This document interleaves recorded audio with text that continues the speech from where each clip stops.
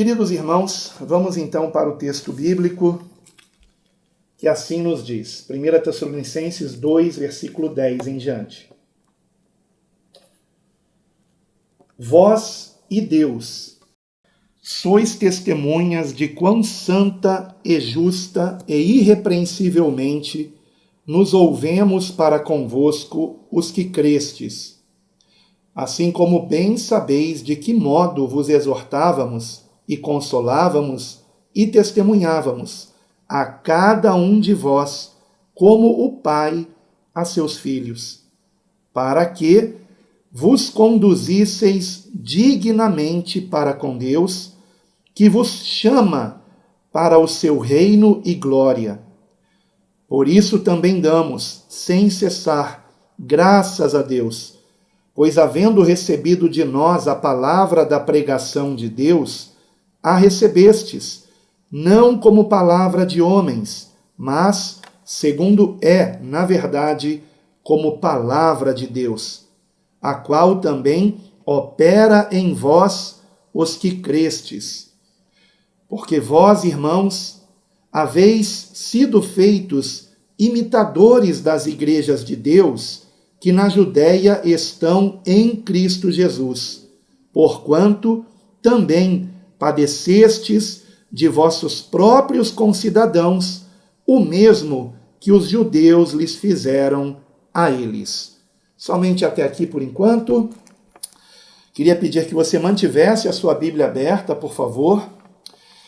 No nosso terceiro discipulado, irmãos, nós aprendemos um pouco a respeito da palavra igreja, do que é ser igreja. Se vocês têm acompanhado aqui as nossas reuniões de discipulado, vocês devem se lembrar que nós aprendemos que a palavra igreja é a tradução do grego eclesia ou eclésia, alguns falam eclesia, outros eclésia, e que na Septuaginta, que é a tradução do Antigo Testamento do hebraico para o grego, o termo grego eclesia, ele foi a palavra utilizada para a tradução do hebraico garral, que significa, no hebraico, um grupo de pessoas que foram conclamadas por Deus para lhe ouvirem.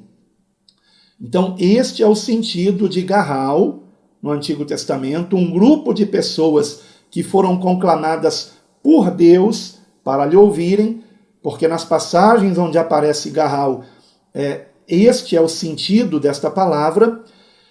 E no Antigo Testamento, por exemplo, ele é traduzido, essa palavra, ela é traduzida para o português, o garral, para o português, não como igreja, evidentemente. Você não encontra no Antigo Testamento a palavra igreja. Mas percebam o seguinte, quando o Antigo Testamento foi traduzido do hebraico para o grego, isso já antes do tempo dos apóstolos, na chamada versão Septuaginta, ou a versão dos 70, eram 70 sábios que traduziram do hebraico para o grego o Antigo Testamento. Na tradução para o grego aparecia a palavra eclesia, que no Novo Testamento é a palavra traduzida como igreja. Mas no português, no Antigo Testamento, a palavra garral não é traduzida como igreja, para não dar confusão, Então ela é traduzida ou como assembleia, como por exemplo ocorre em muitas versões em português, na tradução de Deuteronômio 18:16, e também na tradução de Juízes capítulo 20, versículo 2. Também é traduzida como congregação, a palavra garral no hebraico, para o português, é traduzido como congregação em 1 Reis capítulo 8, 14, Levítico 10, 17 e Números capítulo 1, versículo 16. Dando apenas aqui poucos exemplos de como é traduzido o garral para o português. Lembrando, irmãos, tudo isso nós já vimos no terceiro discipulado, mas daqui a pouquinho vocês vão entender por que eu estou trazendo isso à nossa memória, tá? E Eclesia ou eclésia é traduzido para o português, nas versões em português, às vezes também como assembleia ou como congregação, mas apenas quando não diz respeito ao corpo de Cristo, quando não diz respeito aos discípulos de Cristo. Então, por exemplo, quando que a palavra eclésia ou eclesia não é traduzido como igreja? Em 5 ocasiões, tá? 3 delas é traduzida como assembleia em Atos, capítulo 19, versículo 32, também no versículo 39 do mesmo capítulo 19, e ainda no capítulo 19, também no versículo 41. Então, por 3 vezes, a palavra eclésia ou eclesia é traduzida como assembleia. Mas lá no grego, lá no original, a palavrinha é eclésia, eclesia. Por quê? Porque naquela época ainda não significava obrigatoriamente uma congregação de cristãos. Compreendem? Então, como em Atos 19 está falando de pessoas ali reunidas, né? Inclusive é um capítulo bem conturbado, né? Porque trata da perseguição a Paulo, por exemplo. Nesse caso não foi traduzido como igreja, é claro, e também não foi traduzido como igreja, mas como congregação, por 2 vezes no Novo Testamento, em Atos capítulo 7, versículo 38, e em Hebreus capítulo 2, versículo 12. Agora, quantas vezes aparece o termo eclesia ou eclésia no Novo Testamento? Irmãos, 115 vezes. Destas 115 vezes, apenas 5 vezes, ela não é traduzida como assembleia e congregação, né, que são nas passagens que eu mencionei, mas em todas as outras 110 vezes que aparece a palavra eclesia, ela é traduzida como igreja no Novo Testamento. Por quê? Porque a igreja, como vocês sabem, diz respeito à congregação, à assembleia, ao ajuntamento daqueles que são de Cristo. Então, todas as vezes que no Novo Testamento a palavra eclésia ou eclesia diz respeito aos cristãos, é traduzido como igreja. Quando não diz respeito aos cristãos, ou é traduzido como congregação, ou é traduzido como assembleia. No caso, como congregação, quando diz respeito ao Antigo Testamento, que é o caso de Atos 7:38 e Hebreus 2:12. Agora, igreja, por 110 vezes. Nós já vimos isso, irmãos, lá no nosso terceiro discipulado. Porém, eu estou trazendo isso aqui à nossa memória porque temos que lembrar do seguinte: a igreja no singular e de modo abrangente, a igreja, e podemos até dizer que essa igreja é com I maiúsculo, tá? A igreja com I maiúsculo e no singular diz respeito a algo mais abrangente, ou seja, é constituída a igreja de Deus ou a igreja de Cristo por todos que atenderam ao chamado divino para se unirem a Cristo. Vejam que no texto que nós lemos aqui em 1 Tessalonicenses, Paulo fala do chamado divino. Versículo 11. Assim como bem sabeis de que modo vos exortávamos e consolávamos e testemunhávamos... Perdão, não é o 11 não, mas eu vou chegar lá. E testemunhávamos a cada um de vós como a paz a filhos, é no 12. Para que vos conduzisseis dignamente para com Deus, que vos chama para o seu reino e glória. Queridos irmãos, nós estamos aqui porque fomos chamados pelo Senhor. Agora, há alguém que ele não queira chamar? Não, ele quer chamar todos. Por isso o Senhor Jesus disse, está em Mateus capítulo 11, versículo 28, vinde a mim todos, todos. Mas nem todos atendem o chamado do Senhor. Nem todos atendem. Isso é um mistério. Isto não significa que a pessoa já nasceu salva ou perdida, tá? É claro que Deus sabe quem vai perseverar na fé até o fim e quem não vai. O que não significa que alguns nasceram com a sorte grande, né? e outros não. Agora, o termo as igrejas, no plural, e especificamente, né, dizendo até mesmo respeito a uma reunião num local geográfico, ou seja, numa localidade determinada, as igrejas são formadas pela reunião dos que atenderam a esse chamado divino para se unirem a Cristo e congregam para mutuamente serem edificados em Cristo. Vejam, Paulo, por exemplo, estava escrevendo para a igreja em Tessalônica. A igreja em Tessalônica era composta de irmãos que se reuniam constantemente, no mínimo uma vez por semana. Eu quero aqui também já dizer que muito em breve, se Deus assim permitir, quero que os irmãos de São Carlos voltem a se reunir, amém? Mas eu considero de grande importância, amados, essa preparação que eu estou trazendo aqui, e principalmente esse discipulado de hoje, que é o 7º, né? É muito importante. Vamos lá, prosseguindo. Voltando para o texto que nós lemos, irmãos, aqui em 1 Tessalonicenses, nós vemos que Paulo declara que os irmãos de Tessalônica, eles estavam padecendo igual perseguição através dos seus cidadãos, dos cidadãos da própria Tessalônica, o mesmo tipo de perseguição que as igrejas na Judéia haviam sofrido também pelo seu próprio povo, os judeus. Isso nós vemos no versículo 14, né?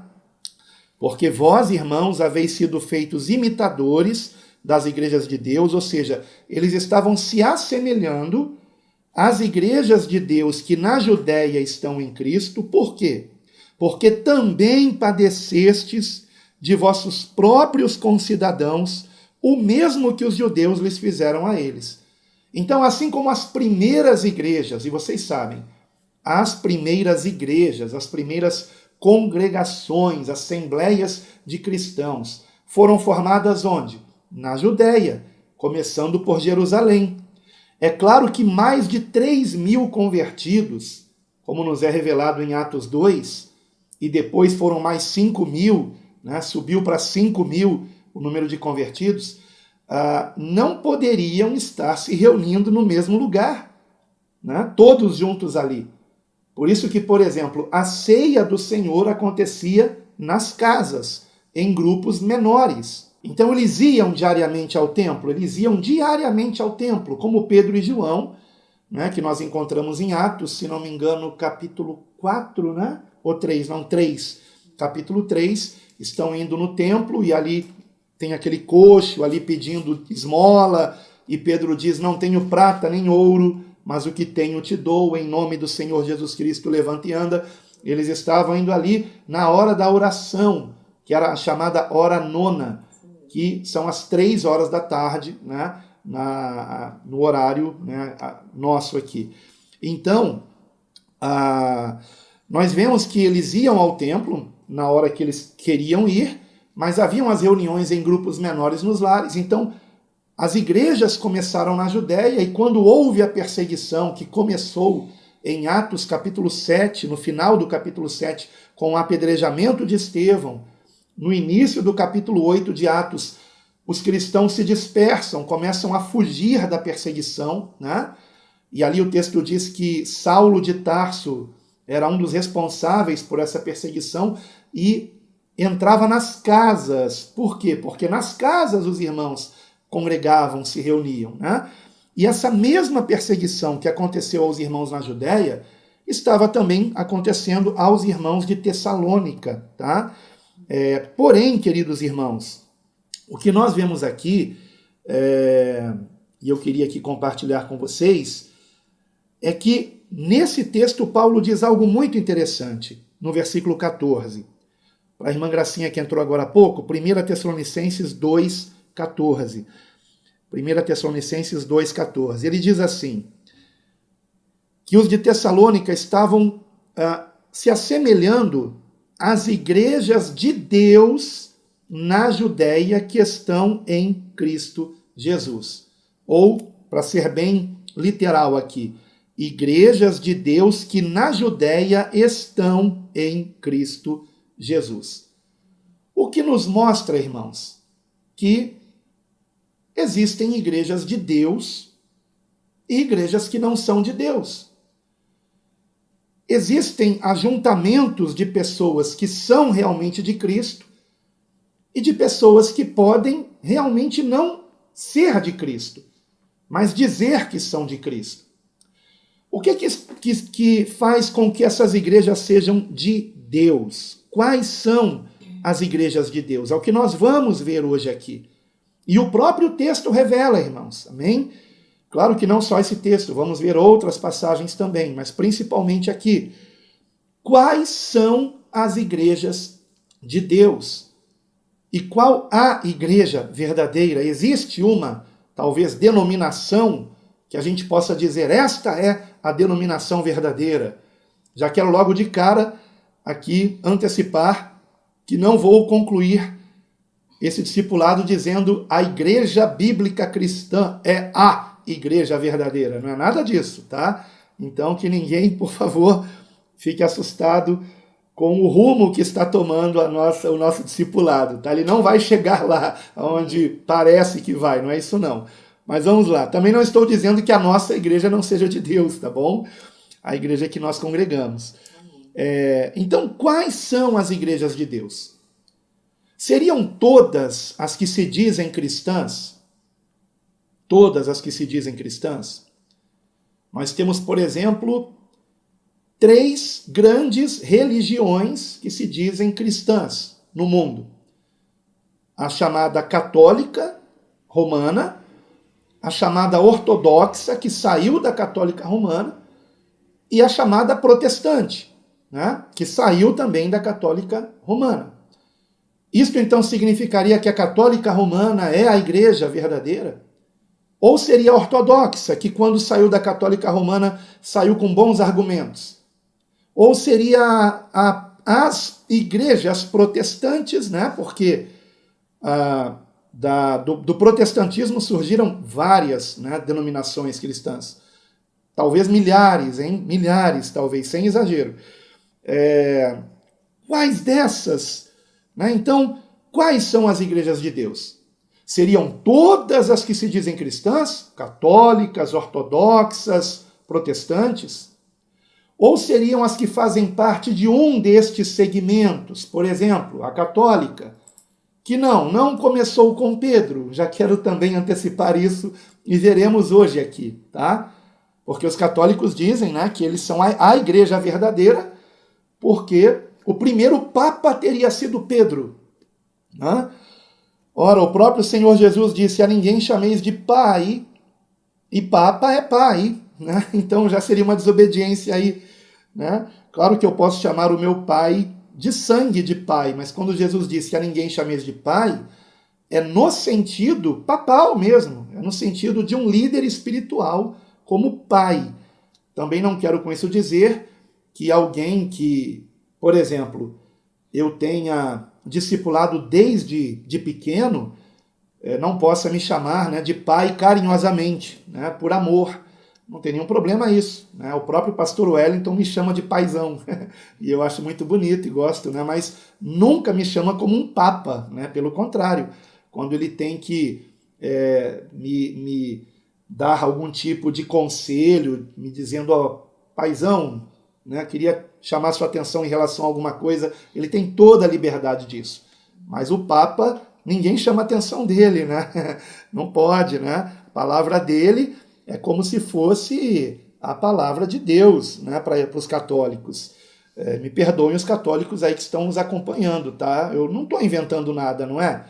Agora, então, quais são as igrejas de Deus? Seria um segmento das religiões cristãs, como, por exemplo, o segmento católico, romano, ou seria a igreja ortodoxa, que começou no ano 1054, ou seria da igreja ortodoxa, a ortodoxa russa, que se dividiu da ortodoxa de Constantinopla no ano 1448, ou seriam ou seria alguma das muitas denominações que surgiram do protestantismo, que começou em 1517, como, por exemplo, a Igreja Luterana, que data de 1529, ou a Anglicana, que data de 1534, ou a Igreja Reformada, que data de 1541, ou a Presbiteriana, que data de 1560,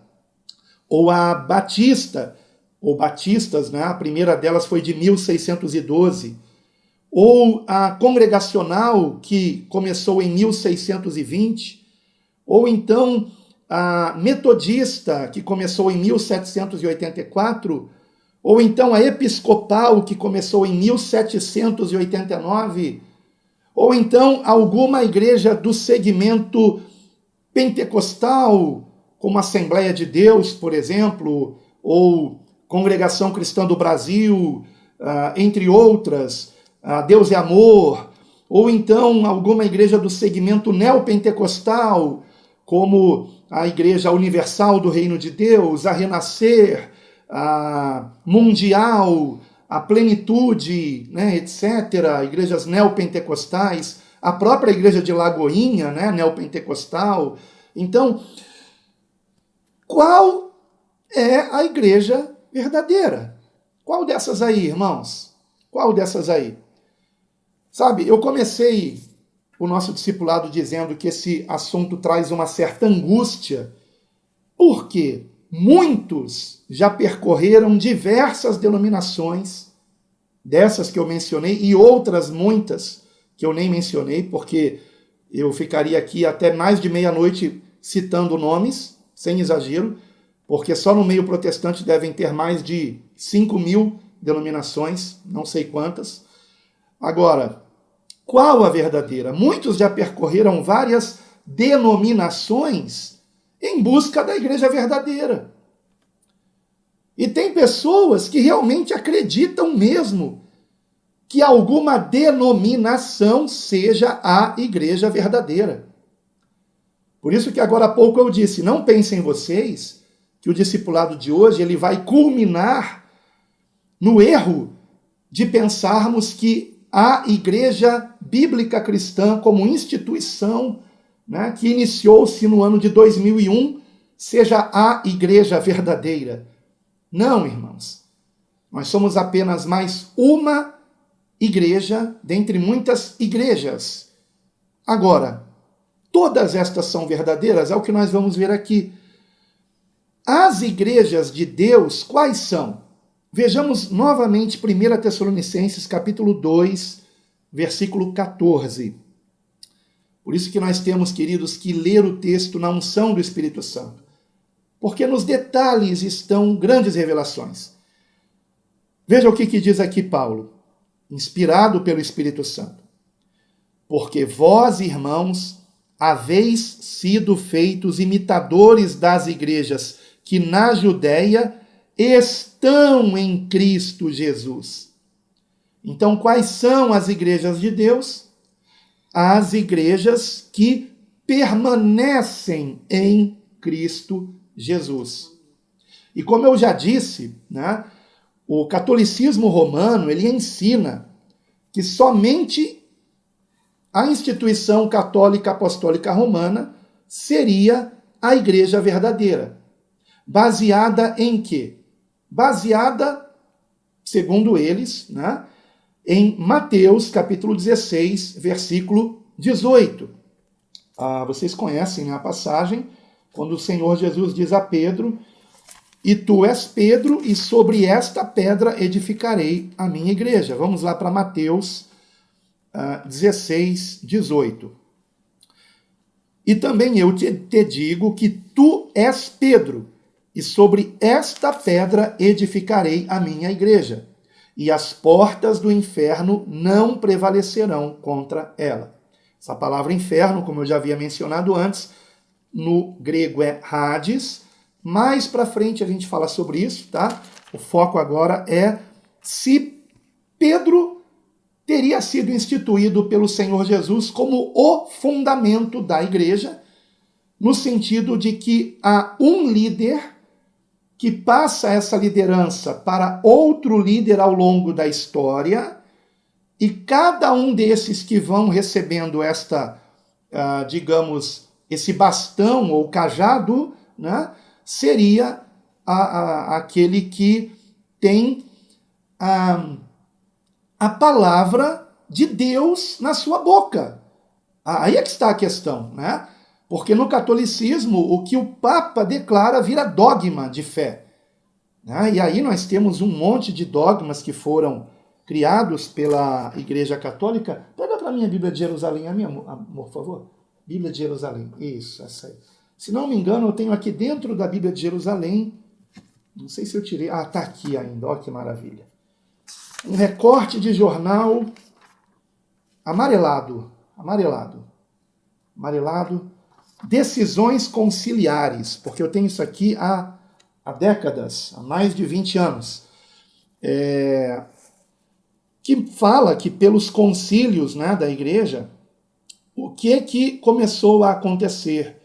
Vários dogmas, né, onde foram acrescentados ensinamentos, como, por exemplo, em 431, começou o culto a Maria.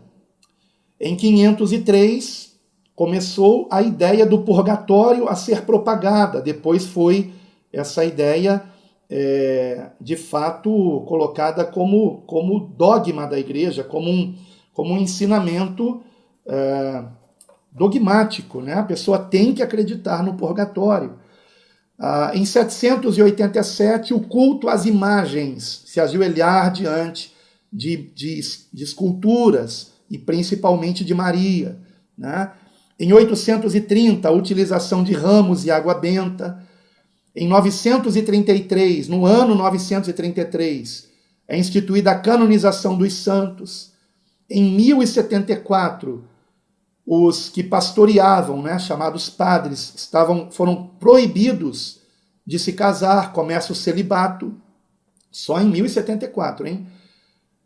Em 1184, começa a Inquisição, né, de uma certa forma mais branda, que mais tarde foi mais severa, ou seja, a autorização para se matar em nome da fé.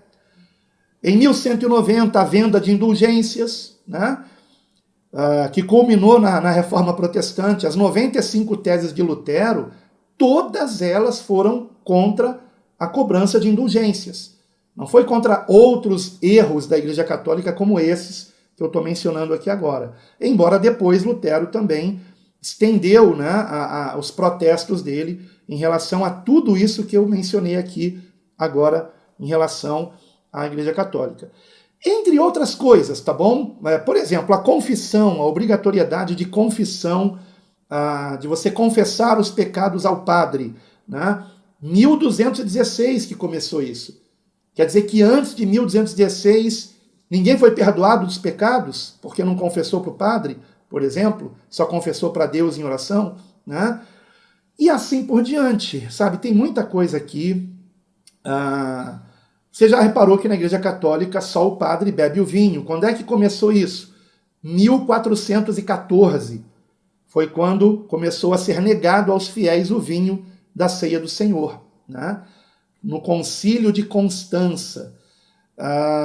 Em 1545, a leitura de textos bíblicos começou a ser desaconselhada aos fiéis, e na Inquisição, né, ela foi praticamente proibida. Né? Em 1546, foram considerados como canônicos quantos livros? 7, né, meu amor? 7 livros a mais no Antigo Testamento. Livros que não foram escritos em hebraico, todos eles em grego, né? Foram considerados também parte do Antigo Testamento. O dogma da Imaculada Conceição, né? Ou seja, de que Maria, depois de Jesus ter nascido, teria continuado virgem, foi instituído só no século XIX, em 1854, E em 1870 é que surge ali também, digamos, o endeusamento do Papa, né? Porque foi instituído o conceito de infalibilidade papal, ou seja, o Papa é infalível, ele não erra. E em 1950, portanto, irmãos, há apenas 73 anos atrás, é que foi instituído que Maria teria ascendido aos céus, que ela teria subido aos céus como Jesus subiu aos céus, ou seja, que ela não teria morrido. Isso foi promulgado pelo Papa em 1950. Eu ainda pretendo, mais adiante, eu não quero guerra com os católicos, tá, irmãos? Eu amo os meus queridos católicos, porque eu também fui católico e eu sei que são pessoas muito sinceras, irmãos, muito sinceras. Porém, quando que eu deixei de ser católico? Quando, eu já disse aqui, eu já contei a história aqui. Pega ali agora aquele Novo Testamentozinho ali para mim, meu amor. Isso aí. Quando eu ganhei da Igreja Católica esse livrinho aqui, ó, o Novo Testamento. Quando eu ganhei da Igreja Católica o Novo Testamento e comecei a ler o Novo Testamento. E comecei a perceber que essas coisas que eu acabei de ler aqui contrariam o que está escrito aqui, irmãos. Contrariam. Então, meus amados irmãos, eu tive que tomar uma decisão. Eu continuaria lá ou não? Porém, quando eu comecei a congregar numa igreja evangélica, né? E aí eu queria também dizer algo importante aqui.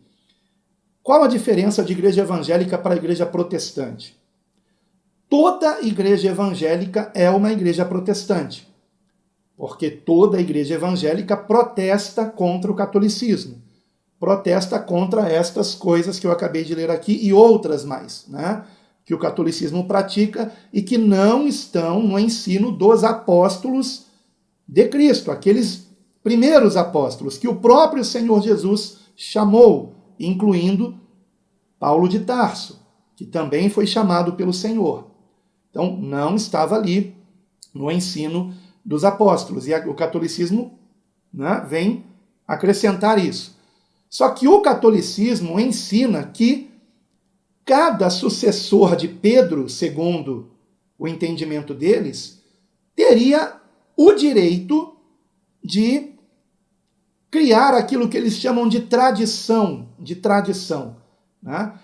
E eles colocam a tradição sobre a escritura bíblica, ou seja, eles dizem o seguinte, que isso aqui, o Novo Testamento, só chegou para nós porque a igreja trouxe esses escritos. Então, eles dizem o quê? Que a igreja estaria acima dos escritos do Novo Testamento, tendo, portanto, a igreja a autoridade que, segundo eles, foi dada por Deus para acrescentar o que quiser. Na autoridade do Papa, né, do Papa. E através dos chamados concílios, onde ali os bispos se reúnem, né, e se não me falha a memória, não sei se foi em 1950, que teve o Concílio Vaticano II, que inclusive foi muito polêmico, e até hoje é muito polêmico na Igreja Católica, né, entre os católicos, o Concílio Vaticano II. E daí, né, nós encontramos uma ideia de que quando Jesus teria dito em Mateus 16, versículo 18, eu também te digo que tu és Pedro, e sobre esta pedra edificarei a minha igreja, e as portas do inferno não prevalecerão contra ela. E o Senhor continua dizendo no versículo 19, e aqui é que está o que os católicos dizem que lhes dá direito de, assim, o Papa, que seria o sucessor de Pedro no entendimento deles, criar a doutrina que quiser, mudando, inclusive, doutrinas pré-estabelecidas já pelos apóstolos. Versículo 19. E eu te darei as chaves do reino dos céus, e tudo que ligares na terra será ligado nos céus, e tudo que desligares na terra será desligado nos céus. Então, o entendimento que o catolicismo romano tem desses 2 versículos que eu acabei de ler é que eles estariam significando que Pedro teria sido um apóstolo acima dos outros apóstolos e que por ele ter, segundo outros escritos, não está no livro de Atos dos Apóstolos, tá? E nem nas epístolas de Pedro, mas segundo outros escritos históricos, né? Bem antigos, os chamados pais da igreja, Pedro teria, junto com Paulo, fundado a igreja de Roma, iniciado a igreja de Roma, o que não foi bem assim, porque quando Paulo escreve aos romanos, ainda nenhum apóstolo tinha ido até Roma, nem mesmo ele.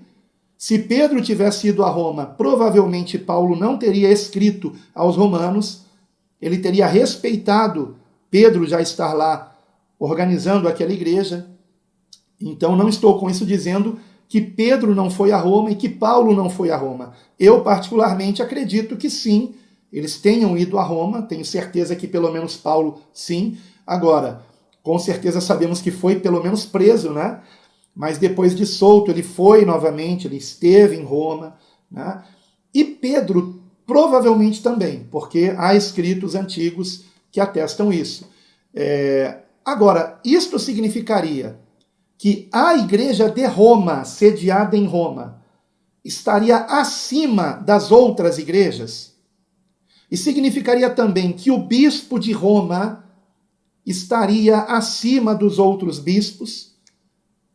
E foi justamente por conta disso que houve a cisão em 1054, que deu origem à chamada Igreja Ortodoxa, que é a Igreja Oriental, né? Mais sediada no que antes era Constantinopla. Eles rejeitaram essa autoridade que o bispo romano queria ter sobre todas as outras igrejas, né? E até hoje, na Igreja Ortodoxa, não existe um papa.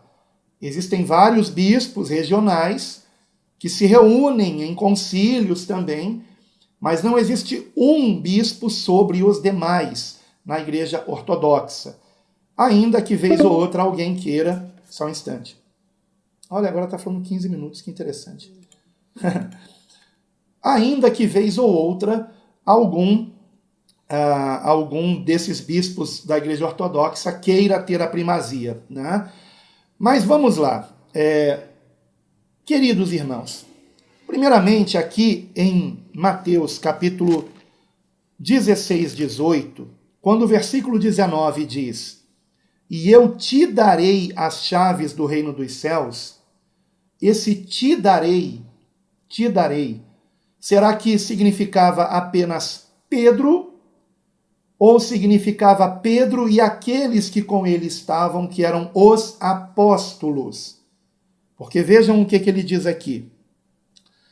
"Te darei as chaves do reino dos céus, e tudo que ligares na terra será ligado nos céus, e tudo que desligares na terra será desligado nos céus." Irmãos, lamentavelmente, na tradução para o português, nós encontramos 2 problemas aqui, tá? Isso eu não estou dizendo que eu seja alguém que corrige as versões da Bíblia, mas existem versões da Bíblia que já corrigiram isso, tá? Primeiramente, quando o versículo 19 diz assim: "Tudo o que ligares na terra", não é tudo o que, é quantos, se referindo a pessoas, não a coisas, tá? "Quantos ligares na terra", e aqui tem o segundo problema, "terá sido ligado nos céus." Não é que será ligado nos céus. Terá sido ligado nos céus. "E quantos desligares na terra terão sido desligados nos céus." Se referindo a quê?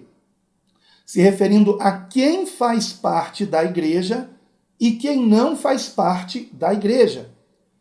Então, de fato, o Senhor Jesus está dizendo: olha, a chave da porta do céu, né, está com você.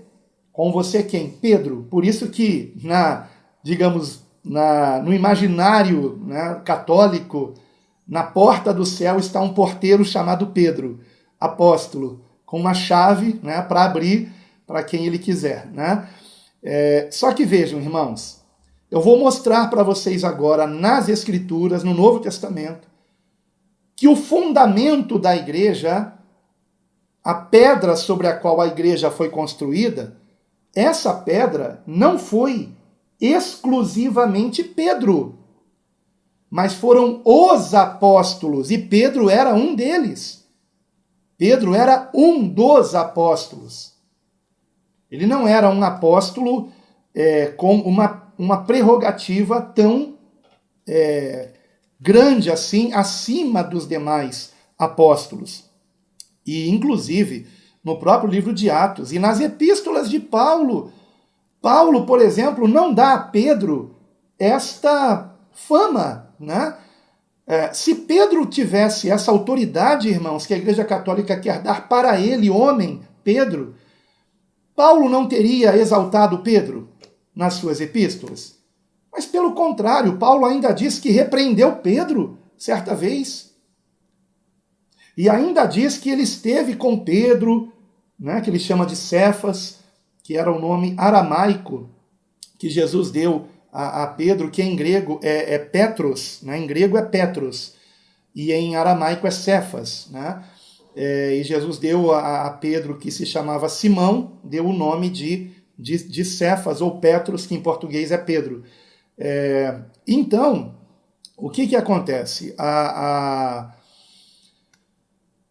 Se Pedro tivesse essa autoridade toda, Paulo não teria dito que, quando ele se encontrou com Pedro, nada lhe foi acrescentado assim de especial.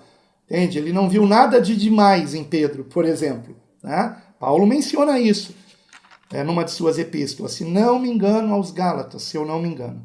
Tá? Então, o que nós encontramos aqui?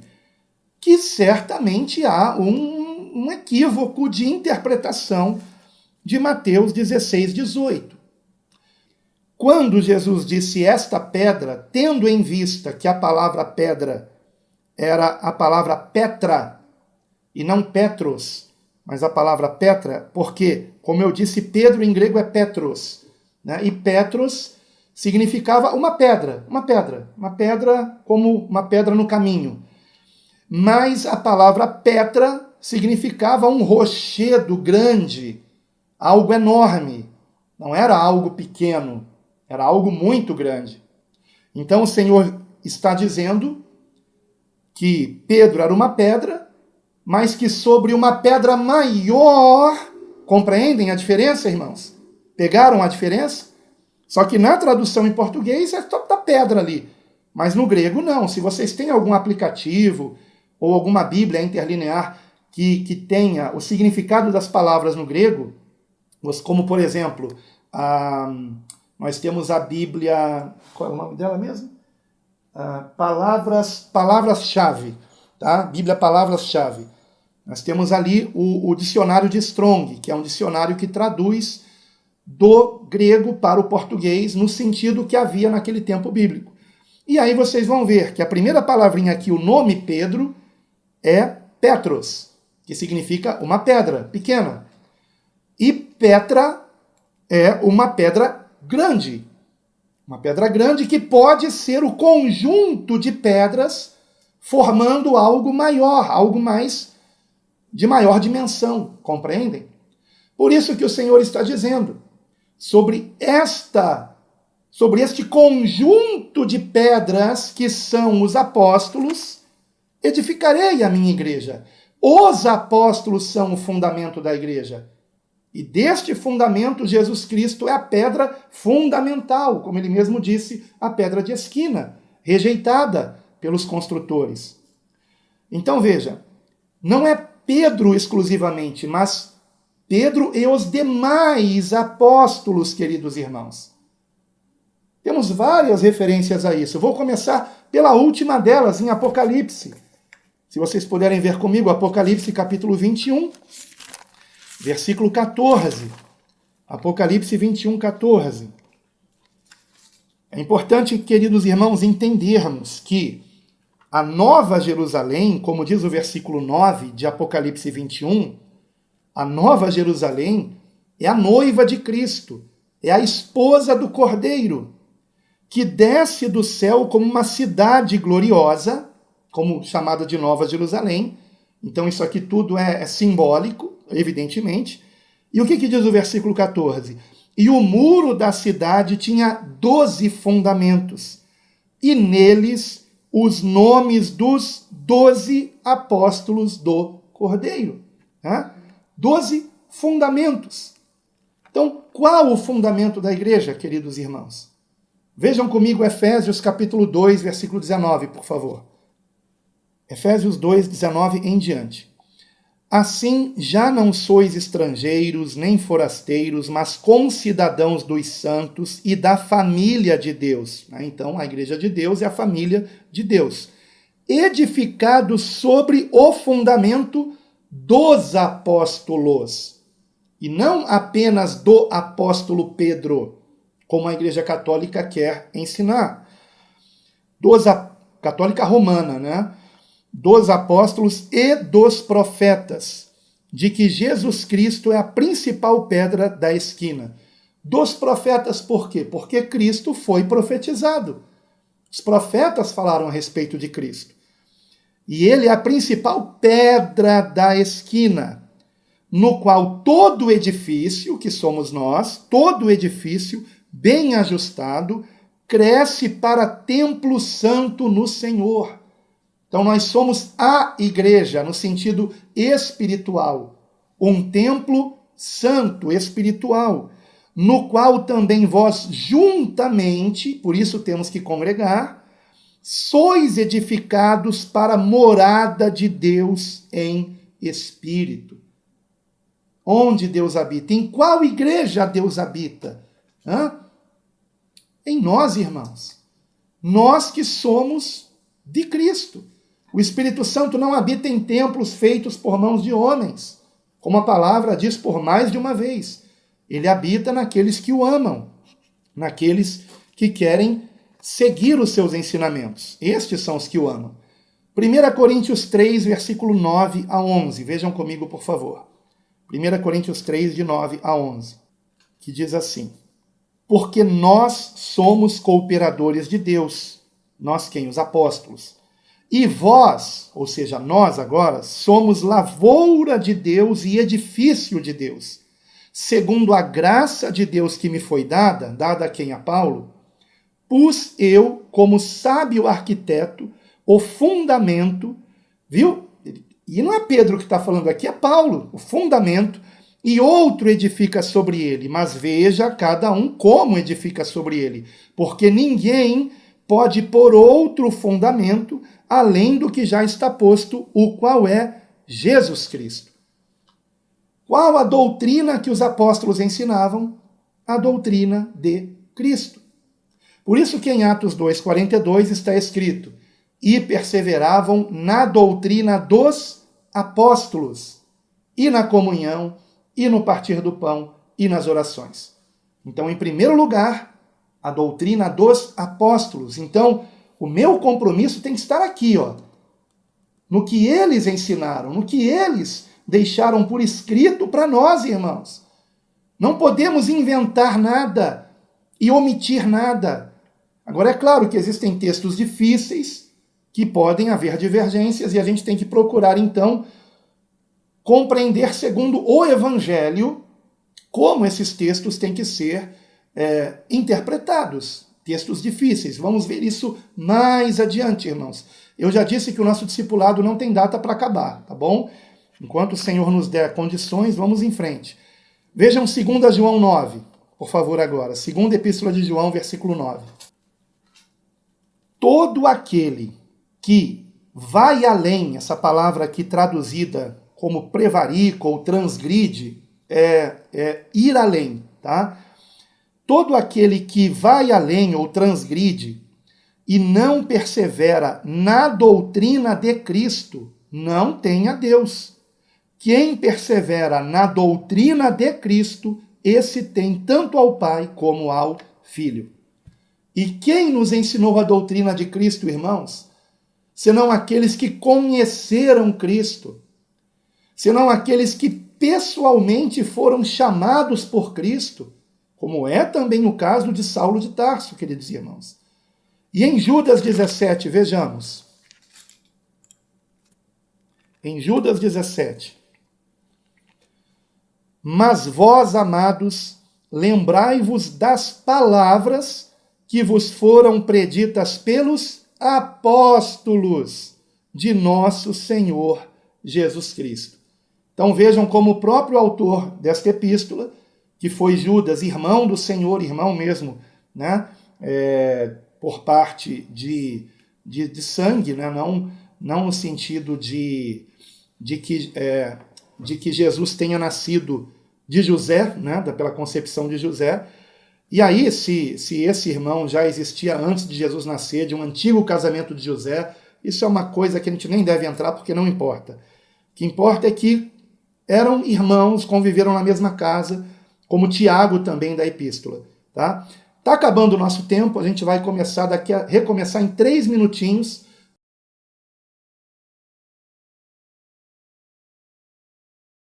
Então, irmãos, dando continuidade aqui, como nós vimos em todos esses versículos que eu mencionei, Efésios 2, 19 a 22, 1 Coríntios 3, de 9 a 11, Atos 2, 42, 2 João, versículo 9, Judas, versículo 17, e Apocalipse 21, 14, vemos que o fundamento são os apóstolos, irmãos. Os apóstolos, e não apenas Pedro. Os apóstolos que ensinaram o que Jesus ensinou. Tanto é que o próprio Senhor Jesus declarou em Lucas capítulo 10, versículo 16, aos apóstolos: quem vos ouve, a mim ouve, porque coube aos apóstolos ensinar o evangelho no contexto da nova aliança que começou na cruz do Calvário, quando o Senhor Jesus verteu o seu sangue para a remissão dos nossos pecados. E a antiga aliança acabou, o véu do templo foi rasgado de alto a baixo, pelas mãos do próprio Deus. Estamos numa nova aliança em Cristo. E o próprio Senhor Jesus também nos mostrou isso em João capítulo 14, versículo 26, dizendo a quem? Aos apóstolos. Mas aquele Consolador, o Espírito Santo, que o Pai enviará em meu nome, esse vos ensinará todas as coisas e vos fará lembrar de tudo quanto vos tenho dito. Fará quem lembrar? Os apóstolos. E de fato fez lembrar. 2 apóstolos escreveram evangelhos, como vocês sabem, o de Mateus e o de João. E os outros 2 evangelhos que foram escritos por irmãos que eram discipulados diretamente pelos apóstolos, como foi o caso de Marcos, que era discipulado por Pedro, e o caso de Lucas, que era discipulado por Paulo. Né? Então nós temos aqui os 4 evangelhos que nos trazem o ensinamento dos apóstolos. Eu estou para gravar um vídeo explicando por que o evangelho de João ele é tão diferente, mas nunca contraditório aos outros evangelhos nos seus ensinamentos. Né? Nunca contraditório. Mas por que ele é tão diferente dos chamados sinóticos, Mateus, Marcos e Lucas? Né? Porque João teve um outro propósito, mais profundo e corretivo do que Mateus, Marcos e Lucas. Tá? Isso eu ainda pretendo trazer em um estudo bíblico de talvez umas 2 horas sobre o assunto, porque é muito profundo e muito interessante. É maravilhoso, irmãos, como eu fico maravilhado com o evangelho de João. Mas prosseguindo aqui. Portanto, irmãos, o que nós podemos concluir? Faz parte da igreja de Deus quem permanece em Cristo. Como nós vimos em 1 Tessalonicenses, primeiro texto lido, no capítulo 2, versículo 14, quem permanece em Cristo, havendo sido este Cristo fundamentado pelos apóstolos e revelado nos escritos destes mesmos apóstolos. Então, onde eu encontro a revelação de Cristo? Nos apóstolos, que a princípio ensinavam oralmente, pregando, ensinando, e depois colocaram por escrito o que o Senhor havia ensinado. Então, em Atos capítulo 2, por exemplo, nós vemos que os primeiros cristãos, no que eles perseveravam? No que os apóstolos ensinavam. E perseveravam na doutrina dos apóstolos.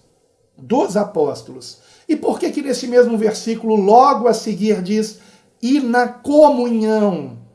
Por quê? Porque os apóstolos ensinavam a importância da comunhão. A importância do congregar, irmãos. Os apóstolos, eles formavam igrejas. Não só Paulo formava igrejas, Pedro também, João também, entre outros, e todos os demais apóstolos também.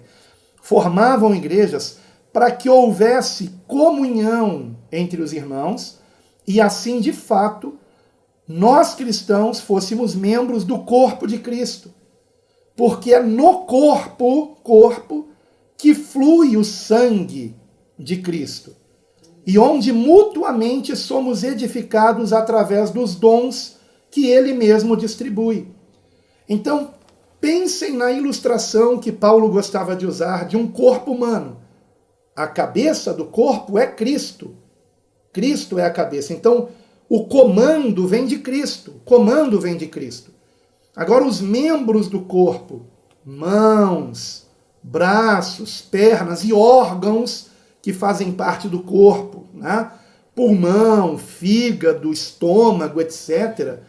Ora, os membros têm funções diferentes, mas todos fazem parte do mesmo corpo, do mesmo corpo. Estão compreendendo, irmãos? Então, na igreja do Senhor como um todo, tá? Englobando inúmeras igrejas no plural, na igreja do Senhor, cada ministério tem um foco um pouco mais diferente do outro. Vocês já notaram isso, não notaram? Cada denominação cristã tem um foco um pouco mais diferente do outro, não é verdade? Um tem o foco, por exemplo, em missões, digamos assim, né? Evangelização, missões. Outro já tem o foco mais no ensino. Outro já tem o foco mais em expulsar demônio. Outro já tem mais o foco em falar línguas. Outro já tem o foco em profetizar, revelação, né? Outro já tem um foco maior, digamos, nos adolescentes, nos jovens. Outro já tem um foco maior para crianças e assim por diante. Então, mas em todas essas igrejas, irmãos, em todas essas igrejas, se há o ensino disso aqui, ó, do Novo Testamento, tá? Se há o ensino do Novo Testamento, em maior ou menor medida, essas igrejas também serão mais fiéis ao Senhor, em maior ou menor medida. Seja qual for o foco que o Senhor deu para cada ministério.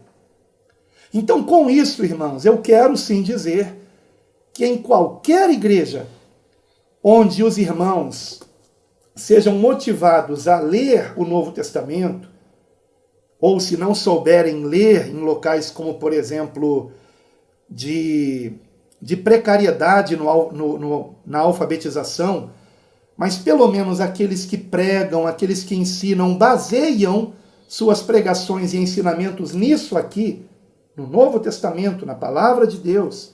Não estou desprezando o Antigo Testamento, mas o Antigo Testamento ele tem que culminar em Cristo, irmãos. Ele tem que culminar em Jesus, irmãos.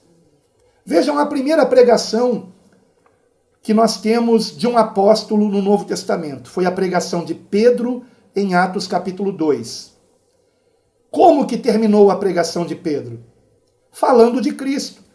E foi baseada em Joel, no livro do profeta Joel. Pedro começou fazendo menção ao profeta Joel e concluiu a pregação declarando que Jesus Cristo é o Filho de Deus, que ele é o nosso Salvador. E aqueles que o ouviram, então, foram chamados por Pedro ao arrependimento de pecados e a serem batizados em água, para que recebessem o dom do Espírito Santo. E aí, queridos irmãos, quando nós nos convertemos a Cristo, na congregação da qual nós fazemos parte, o Senhor nos coloca em alguma função específica dentro do corpo de Cristo, de acordo com o dom que Ele nos deu. E seja qual for o dom que o Senhor nos deu, nós temos que usar, irmãos. Temos que usar, não podemos, guardar para nós. Deus quer usar você para edificar vidas. Cada um de nós o Senhor quer usar para edificação de vidas. Nós estamos baseando todo o nosso discipulado de hoje nesse texto que nós lemos, né, de Tessalonicenses. E deixe-me ver se é aqui mesmo. Deixe-me ver onde é.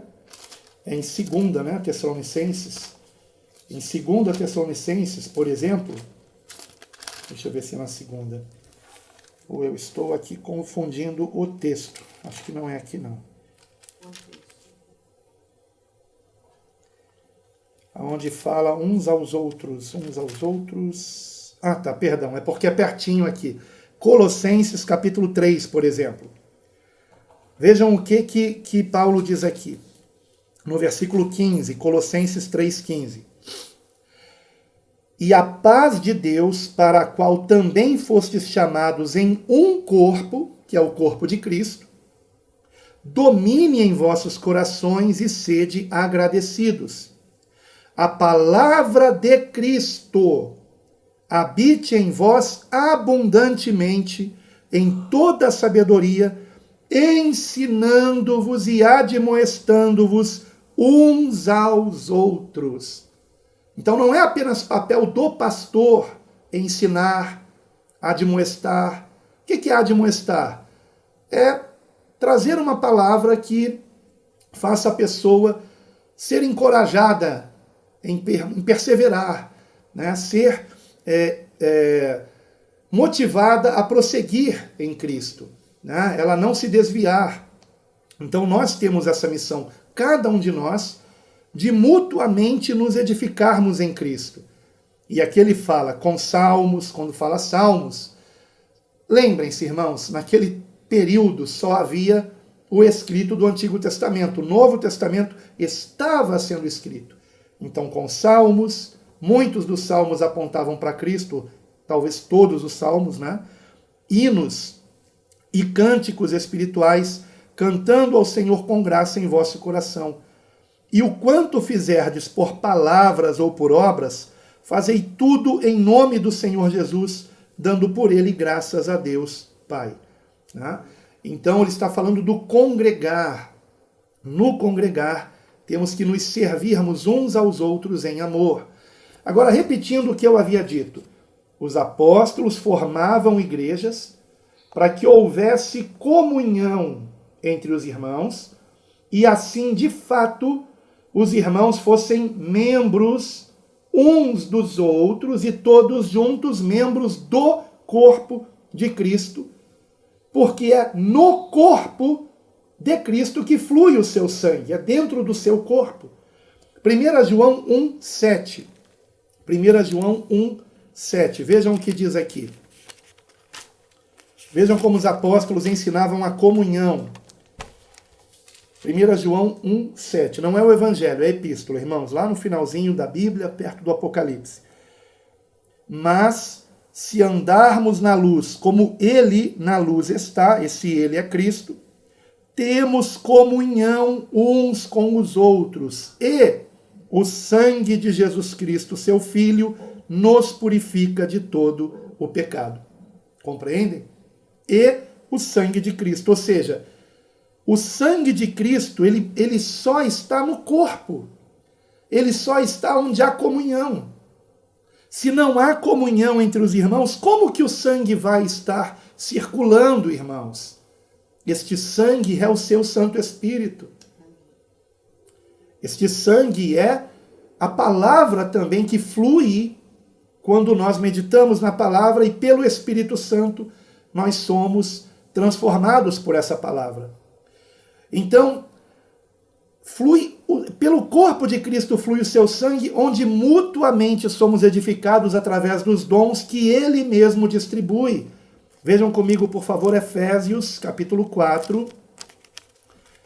Então, notemos como temos que fazer parte da igreja, de alguma igreja. De alguma igreja.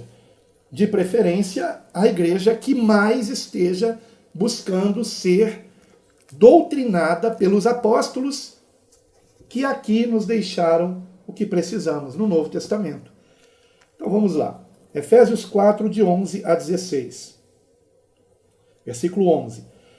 E ele mesmo, esse ele mesmo é Cristo, deu uns para apóstolos, e outros para profetas, e outros para evangelistas, e outros para pastores e mestres, querendo o aperfeiçoamento dos santos, ou seja, estas funções ministeriais de quem prega, de quem evangeliza, de quem ensina a palavra, estas funções ministeriais de quem governa, né, a congregação, que é o pastor, que também é alguém que prega e ensina, estas funções ministeriais têm o propósito do nosso aperfeiçoamento, para a obra do ministério, para a edificação do corpo de Cristo, até que todos cheguemos à unidade da fé. Como é que podemos ter unidade, irmãos? Quando convergimos nisso aqui, amados, na palavra. Não é cada um ensinando o que quer ensinar.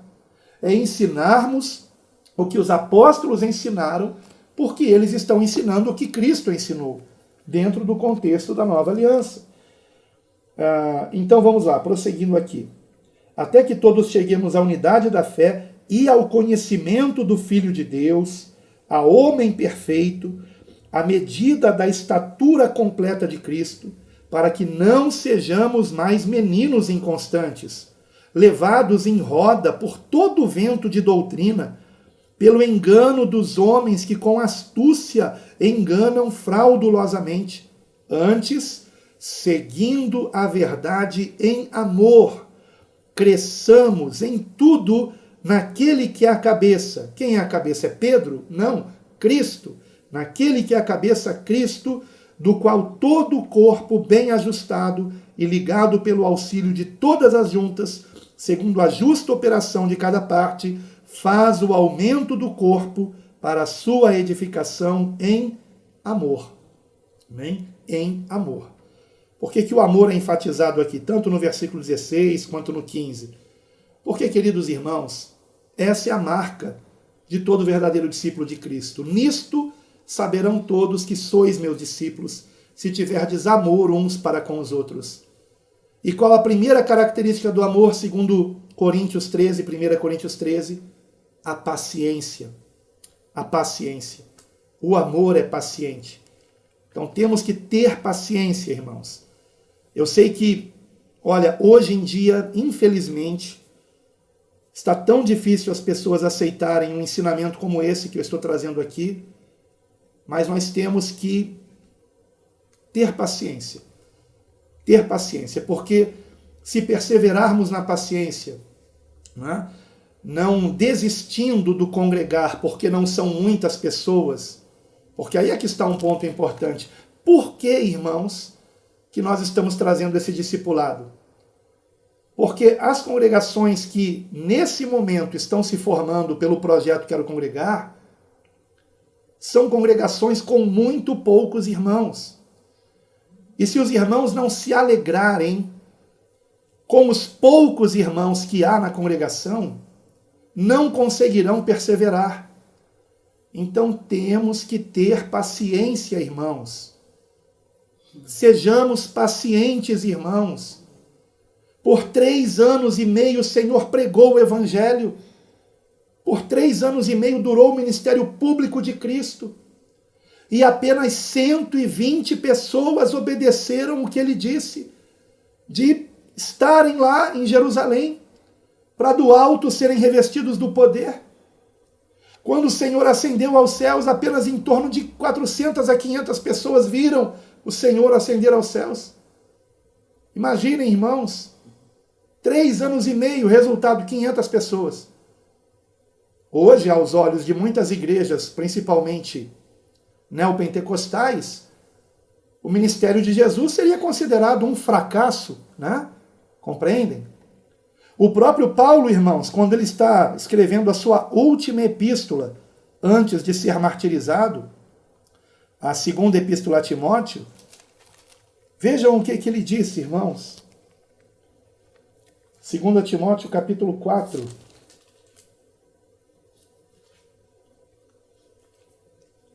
Deixa-me ver ali o versículo.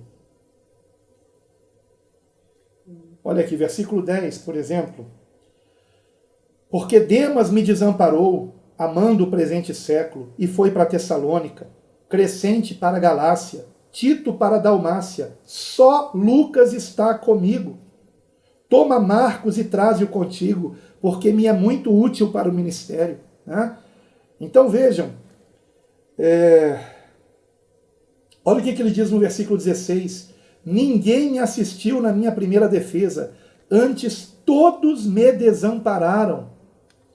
E mesmo assim Paulo permaneceu firme em Cristo, irmãos. Firme no Senhor. Vamos permanecer em Cristo, a menos que vocês, né, e eu não condeno quem tomar essa decisão. Ah, pastor, está muito difícil, olha, eu vou procurar a igreja que eu encontrar aqui mais próxima do Evangelho. Amém. Amém. Em momento algum eu disse que não há pessoas salvas em qualquer denominação que seja. Eu vou evitar aqui citar nomes de denominações cristãs, tá? Mas em momento algum eu disse que não há salvação na denominação cristã A, B ou C. Em momento algum, nunca eu ensinei isso, irmãos. Nunca eu ensinei que só na igreja bíblica cristã há salvação. Porém, essas diferenças entre as denominações, né, às vezes, irmãos, são consequência destas mesmas denominações estarem se afastando disso aqui, da palavra, irmãos. Então, existem igrejas que são mais fiéis a Cristo e existem igrejas mais infiéis a Cristo. Tá? Agora, nós não devemos ir além do ensino dos apóstolos. Lembram que eu contei que esse livro aqui, quando eu ganhei ele, fez toda a diferença na minha vida? E eu ganhei ele na Igreja Católica, aqui, ó, Editora Vozes. Não sei se dá para ver aqui, ó, Editora Vozes. Ganhei no dia 29 de setembro de 1985. Alguns de vocês nem eram nascidos aí. 1985 foi quando eu ganhei esse Novo Testamento aqui. E eu comecei a ler. E na época eu era católico apostólico romano. Falava de boca cheia e peito estufado. Qual a sua religião? Eu sou católico apostólico romano. Eu me vangloriava de ser católico, né? Todo domingo eu estava na missa. Todo domingo. E eu não tinha uma Bíblia em casa. Aí ganhei o Novo Testamento no 15º Encontro de Adolescentes com Cristo da Igreja Católica São João Batista da Lagoa, em Botafogo, na Rua Voluntários da Pátria. E quando eu ganhei essa Bíblia, fez toda a diferença. Por quê? Eu comecei a perceber que, infelizmente, a instituição católica apostólica romana se afastou da doutrina dos apóstolos. E não deveria. Porque, vejam, eu tenho aqui em minhas mãos um outro livro católico, tá? Não é católico, de uma editora católica, Paulus, aqui ó, Paulus, tá? Irineu de Leão. Irineu de Leão, ele é chamado pai da igreja, né? O que são os pais da igreja? São aqueles primeiros irmãos que pastoreavam as primeiras igrejas depois do tempo dos apóstolos. Então, por exemplo, Irineu de Leão, ele nasceu por volta do ano 140, irmãos. Irineu de Leão, quando criança, ele conheceu Policarpo de Esmirna. Quem foi Policarpo de Esmirna? Policarpo foi bispo da igreja de Esmirna. Provavelmente, quando lá em Apocalipse está escrito, diz ou escreve ao anjo da igreja de Esmirna, se podemos entender que o anjo é o que pastoreia a igreja, então o anjo da igreja de Esmirna era Policarpo. E quem foi Policarpo? Policarpo foi discipulado nada mais, nada menos que pelo apóstolo João. O apóstolo João foi quem ganhou Policarpo para Cristo, quem discipulou Policarpo, e Policarpo foi o primeiro mártir cujo relato do martírio foi escrito, além dos relatos que nós temos em Atos dos Apóstolos, o relato de Estevão, o relato de Tiago, né, em Atos capítulo 12, mas não tem ali os detalhes, né, da morte de Tiago, mas Estevão a gente tem um pouco mais de detalhes. Mas o martírio de Policarpo, se vocês pesquisarem, vocês encontram. Eu quero até gravar um vídeo lendo o martírio de Policarpo, né? Foi escrito por alguém que testemunhou o martírio dele, né? E Policarpo foi discipulado por João, e Irineu de Lyon conheceu Policarpo. E nesse escrito aqui, que são 4 ou 5 livros, deixe-me ver se são 4 ou 5. 5 livros. Aqui contém 5 livros de Irineu, que ele escreveu contra os hereges da sua época, a maioria deles os gnósticos. E no livro 3, eu quero ler aqui uma passagem que eu até marquei aqui, tá? Eu tenho marcado aqui. No livro 3, ele escreveu o seguinte, eu estou lendo aqui, irmãos, algo que foi escrito por volta do ano 185, 190, tá? Então, olha como isso é antigo, tá? E a Igreja Católica diz que eles consideram esses homens, Irineu de Leão, por exemplo, como autoridades na Igreja Católica. Mas veja aqui o que ele diz. Com efeito, o Senhor de todas as coisas deu aos seus apóstolos o poder de pregar o Evangelho, e por meio deles nós conhecemos a verdade. Por meio de quem? Dos apóstolos. Agora, detalhe. Nessa época, já havia a igreja em Roma? Já. Por que ele não se referiu àquele que, na época de Irineu, era o bispo de Roma? Não, ele se referiu aos apóstolos. Então, vou ler novamente. O Senhor de todas as coisas deu aos seus apóstolos o poder de pregar o Evangelho, e por meio deles nós conhecemos a verdade, isto é, o ensinamento do Filho de Deus. A eles o Senhor disse, o que vos ouve, a mim ouve, e o que vos despreza, a mim despreza, e a quem me enviou. Isso está em Lucas, né? Como eu já havia mencionado aqui, Lucas capítulo 14, Lucas capítulo 10, versículo 16. E aí começa um outro capítulo aqui, tradição apostólica, tá? Eu estou agora no livro 3, eu estava no prefácio do livro, escrito pelo próprio Irineu, e agora, logo no início do livro 3, na parte 1, versículo 1, digamos assim. Não foi, portanto, por ninguém mais que tivemos conhecimento da economia da nossa salvação, mas somente por aqueles pelos quais nos chegou o Evangelho, que eles primeiro pregaram e depois, pela vontade de Deus, transmitiram nas Escrituras, para que fosse para nós fundamento e coluna da nossa fé. Ou seja, qual o fundamento e coluna da nossa fé? O ensino dos apóstolos que foram escritos. Está claro aqui. Mas vejam o que a Igreja Católica fez, irmãos. Colocaram aqui letras miúdas, tá?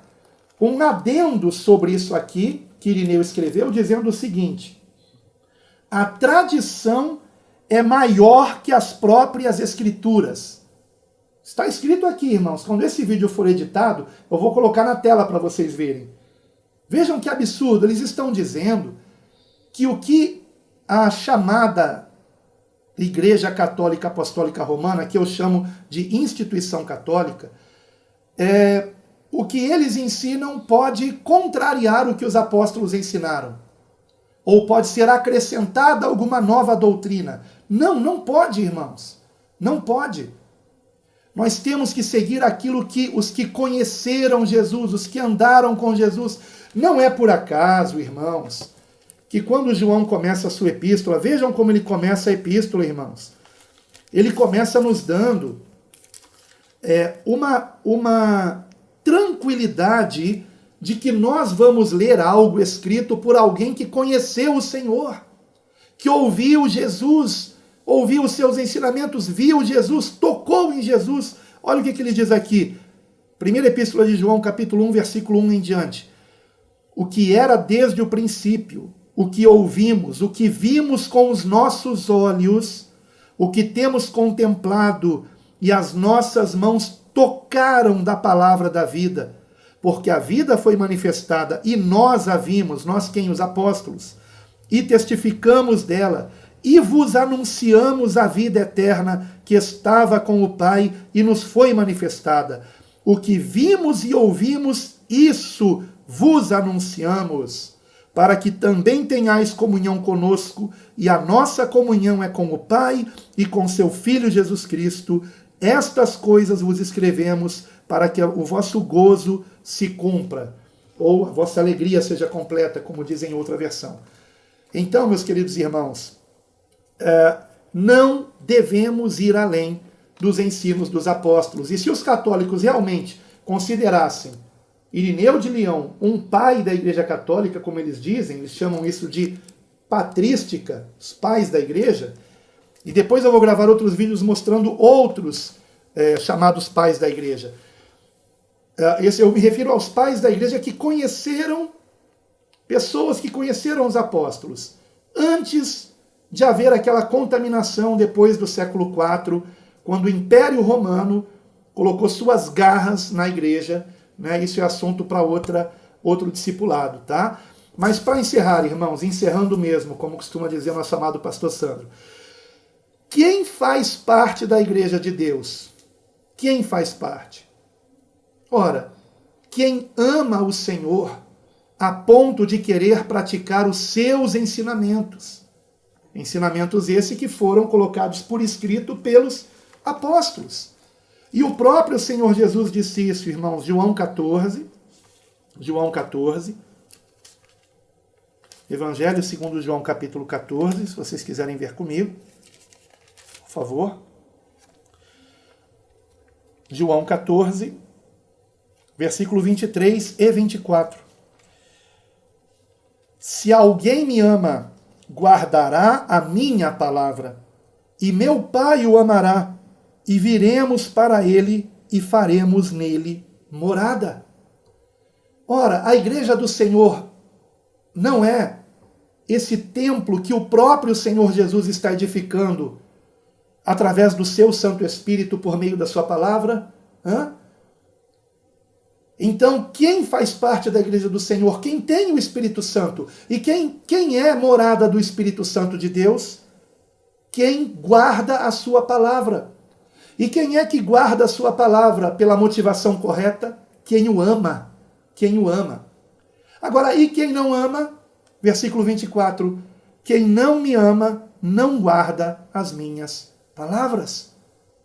Então vejam, quem é conhecido de Deus, irmãos? Quem é conhecido de Deus? É quem profetiza? É quem expulsa demônio? É quem realiza milagres? Quem é conhecido de Deus? Porque lembrem-se, em Mateus capítulo 7, o Senhor Jesus declarou o seguinte, que muitos dirão naquele dia, no dia da vinda do Senhor, Mateus 7, 22, Senhor, Senhor, não profetizamos nós em teu nome, e em teu nome não expulsamos demônios, e em teu nome não fizemos muitas maravilhas? E então lhes direi abertamente ou claramente, nunca vos conheci, apartai-vos de mim, vós que praticais a iniquidade. Então eles não tinham comunhão com Cristo, não tinham. Aquela comunhão da qual nós acabamos de ler em 1 João, irmãos. Por que não tinham? Porque não amavam o Senhor. Apesar de profetizar, de expulsar demônio, usando o nome de Cristo, usando a fé, esse poder que há inerente na fé, quando se usa o nome de Cristo. Expulsavam demônios, profetizavam, realizavam milagres, mas terão uma terrível surpresa naquele dia, porque não amavam o Senhor. Vejam que Jesus disse: nunca vos conheci. A quem o Senhor conhece? A resposta está em 1 Coríntios 8. Se vocês quiserem ver comigo, 1 Coríntios 8, capítulo de grande importância, aliás, toda a palavra é de grande importância, mas aqui nós temos essa resposta. Versículo 1. Ora, no tocante às coisas sacrificadas aos ídolos, sabemos que todos temos conhecimento. Aí ele traz uma advertência. O conhecimento incha, mas o amor edifica. E se alguém cuida saber alguma coisa, ainda não sabe como convém saber. Mas, se alguém ama a Deus, esse é conhecido dele. Então, para quem Jesus diz nunca vos conheci? Para quem não o amava. E quem não o ama tem uma característica: não guarda a sua palavra. Não está nem aí para isso aqui, não está nem aí para a palavra, para o Novo Testamento. E quando lê a Bíblia, só quer ler Salmos, e mais nada. Lê todo dia o Salmo 91 como um amuleto, né? E pensa que está sendo edificado em Cristo. Eu não sou contra o Salmo 91. Mas não se esqueçam que foi com o Salmo 91 que Satanás tentou Jesus no deserto. Tá? Foi com um trecho de Salmo 91. Então, Salmo 91 espanta o diabo? O diabo conhece o Salmo 91. Até mencionou o Salmo 91 para Jesus, né? Então vejam, quem faz parte da igreja de Deus? Quem ama o Senhor a ponto de querer conhecê-lo, de querer seguir os seus ensinamentos, irmãos. E quem não ama a igreja do Senhor? E quem não faz parte da igreja do Senhor? Quem não ama o Senhor. E quem não ama o Senhor é quem despreza a sua palavra. E hoje, irmãos, muitos hoje, infelizmente, dizem amar o Senhor, mas o que eles amam é teologia. O que eles amam é debate teológico. Eles amam polêmicas. Amam ficar vendo vídeos no YouTube com temas polêmicos e que não trazem real edificação em Cristo, irmãos.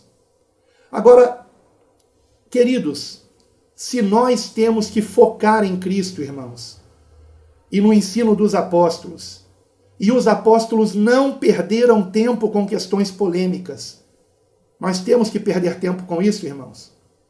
Claro que não. Há tanto de Cristo para nós sermos edificados no ensino dos apóstolos, irmãos.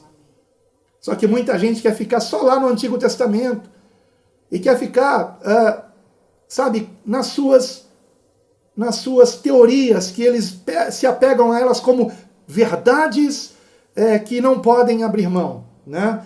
Sem nenhum tipo de consideração por quem pensa diferente. Isso é muito perigoso. Estou encerrando agora, irmãos. Então, amados, vejam o que diz 1 Coríntios 16, 22, a respeito de quem não ama o Senhor, de quem não ama realmente o que Cristo ensinou, quem não quer ser misericordioso, quem não quer ser perdoador, quem não quer ser paciente, quem não quer perseverar na verdade que ele ensinou, quem quer ir por outras coisas, né? Quem não ama o Senhor. 1 Coríntios 16, 22. Se alguém não ama ao Senhor Jesus Cristo, seja anátema. Ou, em outras palavras, seja lançado fora. Nunca vos conheci. Nunca vos conheci. Agora, quem ama o Senhor é conhecido dele, como está escrito em 1 Coríntios 8, versículo 2 e 3. Né? Então, queridos irmãos, qual a igreja verdadeira? Não podemos dizer que uma denominação ou um ministério seja o ministério ou a denominação verdadeira. Não podemos dizer isso. Não podemos dizer isso. Agora, eu tenho a esperança de que em todos os ministérios cristãos, em todas as denominações cristãs, existam verdadeiros discípulos de Cristo. Porque, vejam, irmãos, eu estava lá na Igreja Católica, mas amando Jesus. Amando Jesus. Ah, pastor, o senhor está dizendo que pode ter salvo na Católica? Sim, pode ter. O problema é que não é ensinado isso aqui para eles, irmãos. Não é. Nas missas, eles não são incentivados a levar a Bíblia.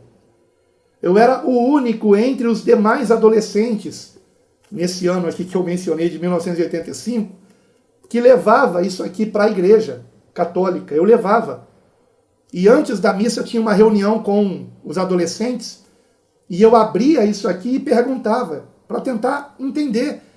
Até que um dia disseram, Alan, você está proibido de fazer perguntas da Bíblia. Nem me lembro se chamaram de Bíblia, talvez tenham dito desse livro aí. Porque o desprezo, irmãos, era tão grande. E eu disse, eu estou proibido, eu não posso perguntar sobre o que... Eu não posso entender o que está aqui. Você está proibido, você quer causar confusão. Não, eu quero entender. E a resposta deles foi, você está proibido e acabou. E a partir daquele momento eu deixei o catolicismo. Só que quando eu fui para o meio protestante, eu também encontrei muita coisa fora disso aqui, irmãos. Também encontrei. Mas eu deixei de congregar por causa disso? Não. Teve um momento que eu até deixei, né, meu amor? Quando na igreja que nós estávamos quiseram impor algo que não fazia sentido. Não fazia sentido. Eu não vou entrar nesse mérito aqui agora. E quando quiseram impor aquilo, eu disse para o pastor, pastor, se o senhor quiser obrigar que as mulheres usem véu, incluindo a minha esposa, prática que ele não adotava na igreja, ora, no mesmo livro, Paulo diz que as mulheres não podem falar na igreja. E uma de suas filhas prega, ensina, o senhor vai ter que proibir ela também de falar. E ele disse, não, é só o véu, a mulher pode continuar falando. Ah, então, desculpa. Né? Então, desculpa, porque a palavra de Deus não tem dois pesos, duas medidas. Ou é uma coisa e outra, ou não é nenhuma das duas. Né? E aí ele disse, então você sai da minha igreja. E aí eu tive que ficar um tempo sem congregar. Aí fui para um outro ministério. Nesse outro ministério tinha uma prática esquisita, onde se invocava demônios no culto de sexta-feira. Eu não estou falando da Igreja Universal, tá? Era uma outra igreja que imitava a Universal. E o pastor ainda fazia mais, ele falava para o demônio ficar na mão da pessoa, só na mão da pessoa. E aí a pessoa voltava à consciência e via a mão se mexer e dizia, aí ó, o demônio está na tua mão. Né? E aí um dia, e o pior, ele fazia assim, deixava sempre uma pessoa endemoniada no culto, para depois que o culto acabasse, ele chamava os obreiros, colocava o endemoniado no meio e perguntava para o demônio quem é que estava em pecado ali. Entrevistava o demônio. E eu perguntei para o pastor auxiliar, falei, aonde é que está isso na Bíblia? E o pastor disse, não está na Bíblia, mas também a Bíblia não diz nada sobre isso, então a gente pode fazer. Falei, mas isso você acha que isso é certo? E ele respondeu, se é certo ou não é, não importa, o importante é que está dando certo. A igreja está enchendo, os obreiros estão tementes, né? Estão ali, sabe, sendo zelosos. E aí é que está o problema. Eu tive que sair dessa igreja também. Compreenderam? Então existem igrejas mais fiéis à palavra e menos fiéis à palavra. E existem pessoas que conseguem congregar num local onde a palavra é desprezada, e pessoas como eu, que eu não consigo não, irmãos. Vocês me desculpem, eu não consigo ficar calado com essas coisas. Eu tenho que abrir a Bíblia e mostrar. Né? Então, amados, esse é o ponto. Eu queria lembrar que no Apocalipse nós temos 7 igrejas mencionadas, 7, tá? E apenas para 2 delas houve apenas elogios. Apenas para 2 delas houve apenas elogios. Que é a igreja de Esmirna, que inclusive Policarpo, que eu mencionei na época que o Apocalipse foi escrito, era bispo de Esmirna. Tá? e a outra igreja Filadélfia. Para essas duas só houve elogios, né? Inclusive para Esmirna disse que haveria perseguição, e houve mesmo. Policarpo foi mártir, né, da igreja de Esmirna. Então, para duas delas só houve elogios, e para todas as outras 5, tá, houve repreensões. Porém, dentre essas 5, 4 delas, além das repreensões, teve também elogios. Então, teve elogios e repreensões, mas teve uma igreja que não recebeu elogio nenhum, só repreensão, que foi a igreja de Laodiceia. Então, mesmo assim, irmãos, na igreja de Laodiceia, para a qual só teve repreensões. Então, pense numa igreja que você imagina assim: olha, essa igreja distorce tanto a palavra que essa é uma igreja que só merece repreensões do Senhor. Mesmo assim, o que disse o Senhor Jesus para a igreja de Laodiceia? E eu encerro com isso, finalmente. Apocalipse, capítulo 3. Apocalipse, capítulo 3, versículo 19. Eu repreendo e castigo a todos quanto amo. Sê, pois, zeloso e arrepende-te. Eis que estou à porta e bato. Se alguém ouvir a minha voz e abrir a porta, entrarei até ele, com ele cearei, e ele comigo.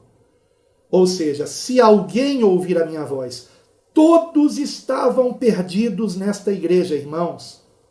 Todos estavam perdidos. Mas o Senhor repreende, porque Ele ama a sua igreja, Ele repreende, e Ele chama aos membros desta igreja a ouvirem a quem? A Pedro? Não, a ouvirem a Ele, a ouvirem a Cristo. E quem ensinou a doutrina de Cristo?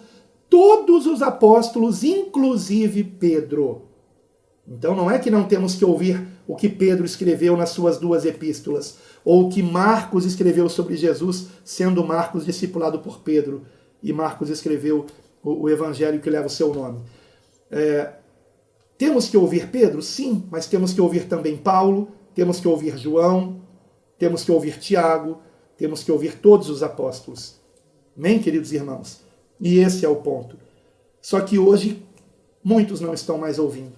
Vejam que interessante, em todas as outras 6 igrejas anteriores do Apocalipse, mesmo a pior delas, antes de Laodiceia, que foi a de Sardes, que Jesus disse algo gravíssimo. Olha, irmãos, no final do versículo 1, capítulo 3, versículo 1, Apocalipse 3, 1. Conheço as tuas obras, tens nome de que vives, mas estás morto. Uau, isso é muito grave, irmãos. Uma igreja morta. Mas mesmo assim, no versículo 4 ele diz que algumas poucas pessoas não haviam contaminado suas vestes. E o Senhor diz: e comigo andarão vestidas de branco, porquanto são dignas disso. Então percebam, mesmo numa igreja morta espiritualmente, pode haver alguém vivo, pode haver alguém com vestes brancas. Compreendem, irmãos?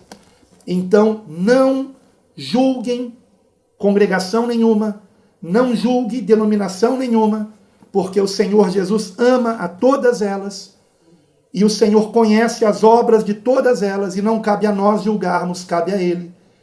E também não vamos dizer que a nossa igreja, nosso ministério, seja melhor que os demais. Antes, tenhamos o temor de Cristo e estejamos buscando reconhecer aqueles que são nossos irmãos em Cristo, onde quer que eles estejam congregando.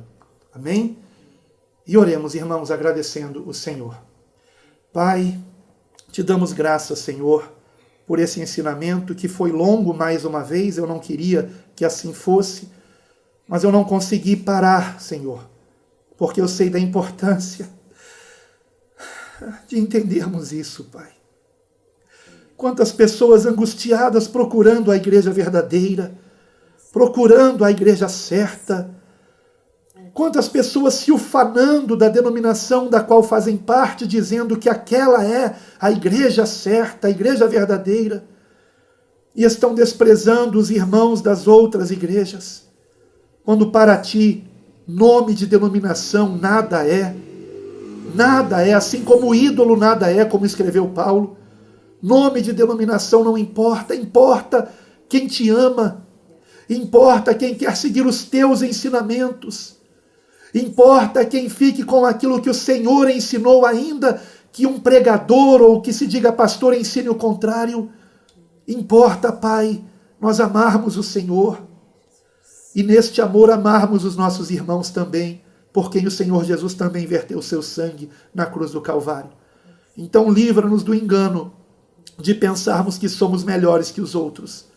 Livra-nos, ó Pai, da soberba, do orgulho religioso. Ajuda-nos a andarmos em humildade e no temor do Senhor e reconhecermos que podem haver discípulos teus em qualquer congregação que se diga cristã. E ajuda-nos, ó Pai, a entendermos a obra do Teu Espírito Santo em cada uma dessas congregações. Para a Tua honra e glória, nós assim oramos e agradecemos. Amém.